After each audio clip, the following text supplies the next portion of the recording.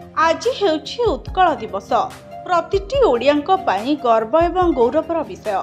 1936 मसीहा आज दिन में गढ़ा स्वतंत्र उत्कल प्रदेश। अनेक बरपुत्रंक अवदान जोगु यह संभव हो पारिथिला। एहाको मने पकेइबा लागि आज राज्यर विभिन्न स्थान में स्वतंत्र कार्यक्रम आयोजन करा जाउछि। कटक, सालेपुर, सत्यभामापुर एही अवसर रे राज्य सरकार पक्षरु राज्य स्तरीय ओडिशा दिवस समारोह आयोजन करा जाउछि।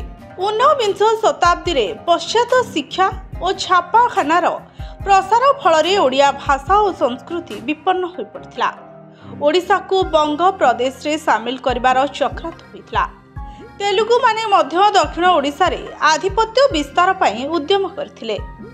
एही परिस्थिति रे ओडिया भाषाभाषी अंचल गुड़िकर एकत्रीकरण पई आंदोलन आरंभ होइथिला।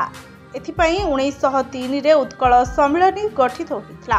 उत्कल गौरव मधुसूदन दास का नेतृत्व तथा बहु राजा और जमीदार का सहयोग रे भाषा आंदोलन तीव्रतार होई उठिथिला।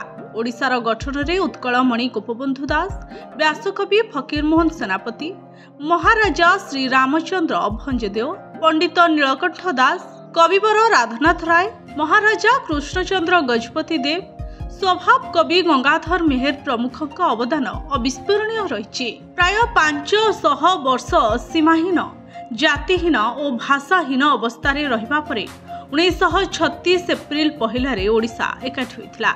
एप्रिल 1 रे ओडिशा स्वतंत्र भाषा भित्तिक राज्यर मान्यता पाइथिला। ओडिशार स्वतंत्र परिचय एवं प्रतिष्ठा दिवस को मन रखिया पई एही दिन को पालन करिथांती कोटि कोटि ओडिया।